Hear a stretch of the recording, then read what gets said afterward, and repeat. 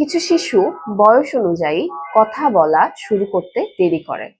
সঠিকভাবে খেলাধুলা এবং যোগাযোগের মাধ্যমে তাদের কথা বলার আগ্রহ বাড়ানো যায়।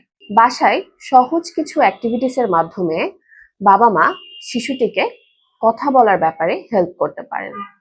চলুন আজকে আমরা জেনে নিই এরকম 5টি সহজ টেকনিক্স।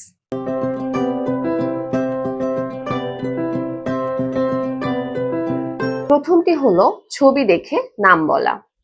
শিশুকে বই বা কার্ডে থাকা বিভিন্ন ছবি দেখান, যেমন বল, গাড়ি, বিড়াল। ছবিগুলোর নাম পরিষ্কারভাবে বলুন এবং শিশুটিকে বলার জন্য আগ্রহ দিন। শিশুটি যদি বলার চেষ্টা করে তাহলে তাকে অ্যাপ্রিসিয়েট করুন। দ্বিতীয়টি হলো ইমিটেশন বা অনুকরণ করা। শিশুর লেভেল অনুযায়ী আমরা বিভিন্ন ধরনের শব্দ অনুকরণ করতে পারি। শিশু যদি ব্যাবলিং টাইপ শব্দ বলে, যেমন বাবা, দাদা, নানা এই ধরনের শব্দ বলে, তখন তাকে আমরা এই ধরনের শব্দগুলো ইমিটেশন করার জন্য বলতে পারি। শিশুকে এই শব্দগুলো বলার জন্য উৎসাহ দিতে পারি এবং যদি সে বলতে পারে তাহলে আমরা প্রশংসা করতে পারি। তৃতীয়টি হলো চয়েস মেকিং বা পছন্দ করতে দেয়া। শিশুকে আমরা জিজ্ঞেস করতে পারি, তুমি কি প্লেডো নিয়ে খেলবে নাকি বাবল নিয়ে খেলবে?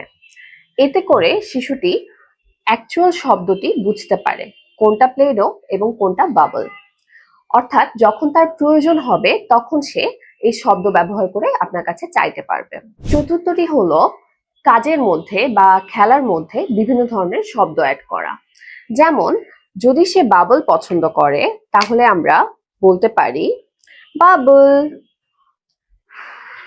ফু, বাবল ফুলাই। এভাবে বিভিন্ন খেলার মাধ্যমে আমরা বিভিন্ন ধরনের শব্দ যোগ করতে পারি। এতে করে শিশুটি এক্সাক্ট শব্দের ব্যবহারগুলো বুঝতে পারে। 5 নাম্বার পয়েন্ট হলো দৈনন্দিন কাজের মধ্যে কথা বলা। হয়তো শিশুটিকে আমরা এখন গোসল করাচ্ছি বা খাওয়াচ্ছি, সেই সময় আমরা তার সাথে বিভিন্ন ধরনের কথা বলতে পারি। গোসল করানোর সময় বলতে পারি পানি, এখন আমরা গোসল করব, শ্যাম্পু, সাবান। বা খাওয়ার সময় বলতে পারি প্লেট, ভাত, তরকারি। এই ধরনের বিভিন্ন ধরনের শব্দ যখন আমরা অ্যাড করি তখন সেই শিশুটি এক্সাক্ট পরিবেশে কি ধরনের শব্দ বলতে হবে সেটি তারা বুঝতে পারে।